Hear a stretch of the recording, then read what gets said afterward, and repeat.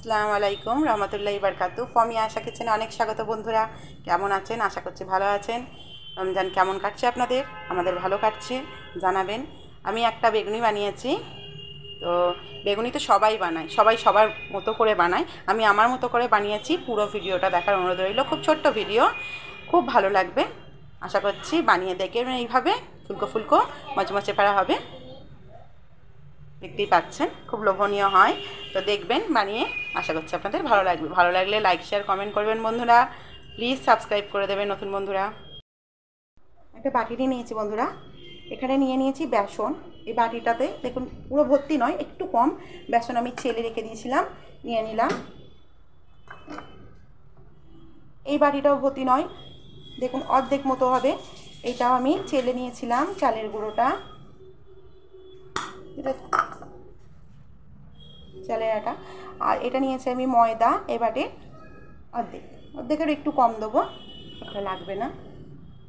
দিয়ে দেবো খাবার সোডা অল্প পরিমাণ, দিয়ে দেবো লঙ্কা গুঁড়ো, দিয়ে দেবো হলুদ গুঁড়ো, কালারের জন্য হলুদ গুঁড়োটা দেওয়া, দিয়ে দেবো লবণ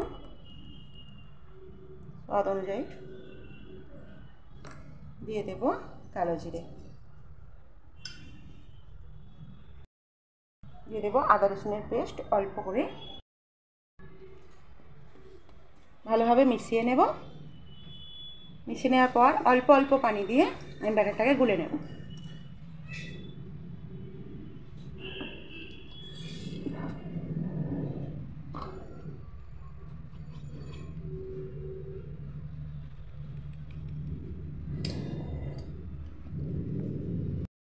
এভাবে বেসনটা গুলে নিয়েছি। আর এখানে বেগুনগুলো আমি এইভাবে কেটে নিয়েছি, একদম দেখি এইভাবে কেটে নিয়েছি। গরম করতে দিয়ে দিয়েছিলাম কড়াইয়ে তেল, আমি 2 চামচ তেল ব্যাটারের মধ্যে দিয়ে দেব। যখন ভাজবো তখন ভালোভাবে মিশিয়ে নেব।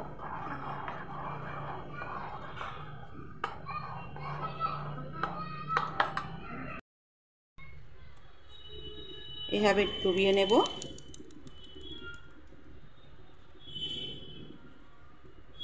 ডুবিয়ে নিয়ে একটু ঝরিয়ে নিয়ে, এভাবে ঝরে যাবে একটু, এভাবে নিয়ে আমি তেলের মধ্যে দিয়ে দেব।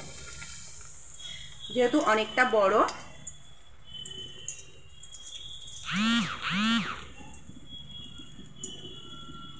এবার আমি এইভাবে তেলটাকে একটু ওপরে দিতে থাকবো।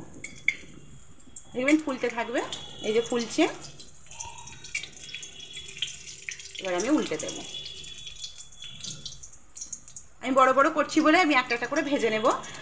আপনারা চাইলে এটাকে ছোট করে, যার যেমন বেগুনের সাইজ হবে বন্ধুরা। আমারটা একটু বড় ছিল বলে একটু বড়ই রেখেছি আজকে।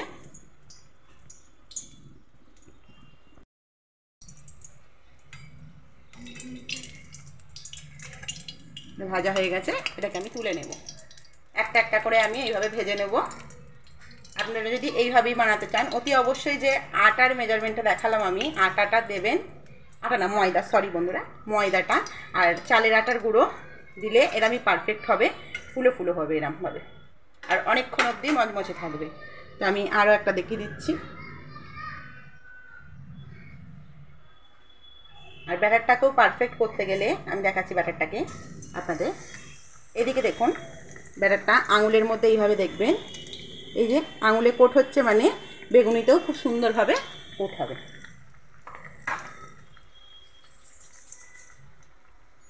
যে কটা জিনিস দিয়ে বানানো দেখালাম বন্ধুরা, আপনারা যদি একবার বাড়িতে বানিয়ে দেখেন, আমি আশা করছি ঠিক এইভাবেই ফুলবে, খুব সুন্দর, অনেকক্ষণ অবধি থাকবে। কারণ আমরা রোজা রেখে অনেকক্ষণ আগেই করে নিই, বানিয়ে নিই, খাই একটু পরে, তো অনেকক্ষণ অবধি মচমচে থাকলে সুবিধা হবে। তো আমি এগুলো সব কটাকে একটা একটা করে ভেজে দেখাই। এটা ভাজা হয়ে গেছে, এবার এটাকেও তুলে নেব। আমার একটু কড়াইটা ছোট বলে একটা একটা করে এভাবে করতে হচ্ছে, একটু বড় হলে দুটো দুটো করে ধরে যেত।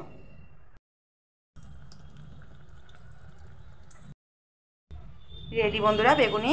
কেমন লাগলো জানাবেন, ভালো লাগলে লাইক শেয়ার কমেন্ট করে দেবেন, পাশে থাকবেন।